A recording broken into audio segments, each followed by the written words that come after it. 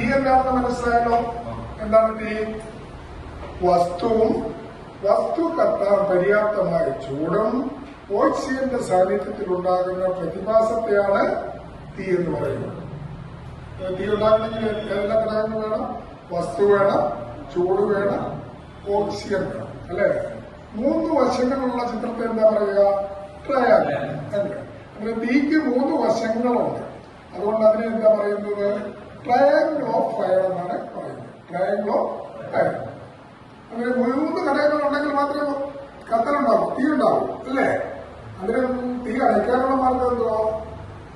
ഈ വശങ്ങളിൽ ഏതെങ്കിലും ഒരു വശത്തെ ഇല്ലാതാക്കുക.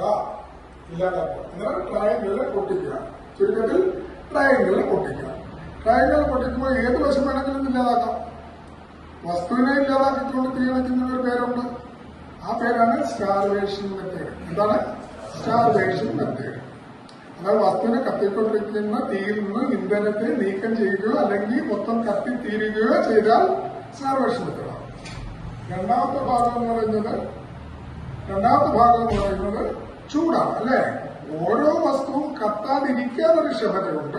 ആ ക്ഷമതയ്ക്ക് അപ്പുറത്തേക്ക് ചൂട് കിട്ടിയാൽ മാത്രമേ എന്തുണ്ടാവുള്ളൂ? കത്തിത്തുടങ്ങുകയുള്ളൂ. അങ്ങനെ കത്തിത്തുടങ്ങുന്ന ഒരു പോയിന്റ് താപനിലയുണ്ട്. അതിന് പറയുന്നതാണ് ഫ്ലാഷ് പോയിന്റ്. എന്താണ് ഫ്ലാഷ് പോയിന്റ്? ആ ഫ്ലാഷ് പോയിന്റ് കിട്ടിക്കഴിഞ്ഞാൽ ഒരു ആളലുണ്ടാകും. കത്തപ്പെടുന്ന ആളലുണ്ടാകും. ആ ആളൽ കഴിഞ്ഞിട്ട് പിന്നെ തുടർന്ന് തന്നെ ആ വസ്തുവിൽ തന്നെ കത്തും. നേരത്തെ മുൻപ് എന്തായാലും സംഭവിച്ചത്? ചൂട് വെളിയിൽ നിന്നായിരുന്നു കിട്ടിയിട്ടുണ്ട്, അല്ലേ? ചൂട് വെളിയിൽ നിന്നാണ് കിട്ടും. അത് കഴിഞ്ഞ് ഫ്ലാഷ് പോയിന്റ് എത്തി കഴിഞ്ഞാലോ അതിൽ നിന്ന് തന്നെ ഇത് കത്തി തുടങ്ങി അതിൽ നിന്ന് തന്നെ ചൂട് കിട്ടിക്കൊണ്ടാണ് ബാക്കിയുള്ള ഭാഗങ്ങൾ കത്തുന്നത്. അത് തുടർന്ന് കത്താൻ ആവശ്യമായിട്ടുള്ള ടെമ്പറേച്ചറിനെയാണ് ഫയർ പോയിന്റ് എന്ന് പറയുന്നത്. എന്താണ് ഫയർ പോയിന്റ്? ഒരു ഫ്ലാഷ് പോയിന്റാണ് ഒരു വസ്തുവിന്റെ ഏറ്റവും ഉയർന്ന താപനില. അത് കഴിഞ്ഞിട്ട് തുടർന്ന് കത്താൻ ആവശ്യമായിട്ടുള്ള താപനിലയ്ക്കാണ് ഫയർ പോയിന്റ് എന്ന് പറയുന്നത്. ആ ഫയർ പോയിന്റ് അങ്ങനെ ഈ ഫ്ലാഷ് പോയിന്റും ഫയർ പോയിന്റും താഴെയാണെങ്കിൽ പിന്നെ കത്തുമോ? ഇല്ലല്ലോ. അങ്ങനെ ചൂടിനെ താഴ്ത്തിക്കൊണ്ടുവരുന്നതിന് എന്താ പറയാ? കൂളിംഗ്, തണുപ്പിക്കുക. ചൂടിനെ താഴ്ത്തിക്കൊണ്ടുവരുന്നതിന് തണുപ്പിക്കുക.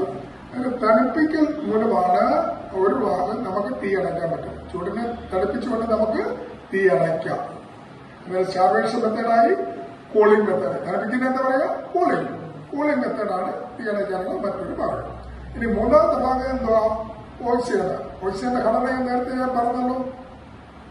ഒരുപാട് മൂലകങ്ങൾ അടങ്ങിയതാണ് അന്തരീക്ഷവായു. അന്തരീക്ഷവായു 21% വരുന്ന ഓക്സിജനെ ഇല്ലാതാക്കിക്കൊണ്ടാണ് നമുക്ക് തീ അണയ്ക്കുന്നത്. അങ്ങനെ തീ അണയ്ക്കുമ്പോൾ നമ്മൾ എന്താ ചെയ്യുക?